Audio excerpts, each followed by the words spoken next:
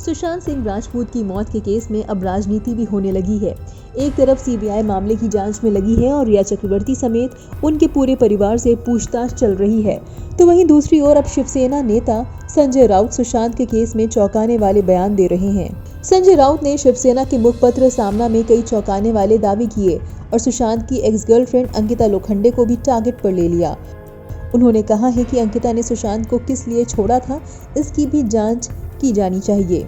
संजय राउत ने लिखा, सुशांत की लाइफ में 2 लड़कियां थी, अंकिता लोखंडे और रिया चक्रवर्ती।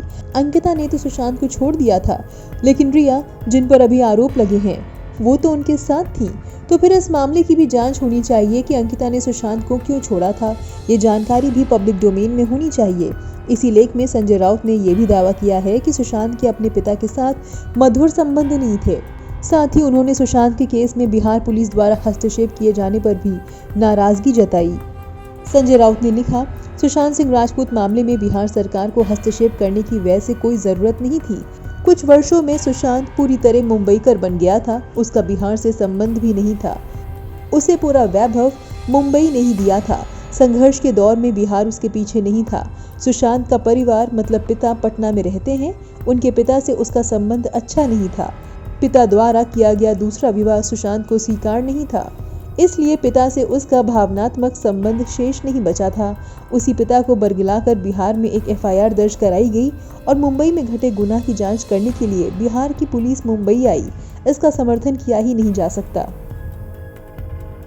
सामना में छपे अपने लेख में संजय राउत ने इस बात पर भी जोर दिया है कि सुशांत ने आत्महत्या की, जबकि उसे बिना आधार के ही हत्या बताया जा रहा है। उन्होंने लिखा, सुशांत ने आत्महत्या कर ली, ऐसा साफ दिख रहा है। ये हत्या है, ऐसा जो बार बार कहा जा रहा है, इसका ऐसा कोई आधार नहीं है। आपको बता दें, सुशांत 14 जून को बांद्रा के अपने फ्लैट में मृत पाए गए थे। पहले इस केस की जांच मुंबई पुलिस कर रही थी, लेकिन 50 से भी अधिक लोगों के बयान दर्ज किए जाने के बाद भी कुछ सामने नहीं आया।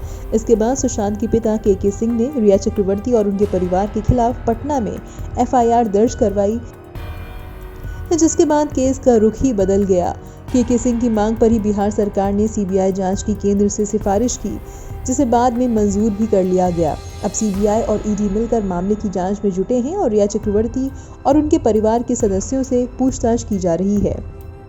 बताते चले कि सुशांत सिंह राजपूत के केस में रिया चक्रवर्ती के साथ उनके पिता और भाई के अलावा उनकी पूर्व मैनेजर और सुशांत की बिजनेस मैनेजर रह चुकी श्रुति मोदी भी आज ईडी ऑफिस पहुंची हैं। श्रुति मोदी का नाम सीबीआई ने भी अपनी एफआईआर में शामिल किया है। अब ईडी भी उनसे सुशांत और रिया से संबंधित सवाल पूछेगा।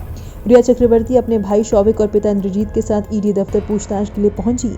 सुशांत सिंह राजपूत केस में उनसे शुक्रवार को भी पूछताछ हुई थी। उसके बाद उनके भाई से 18 घंटे तक पूछताछ की गई थी।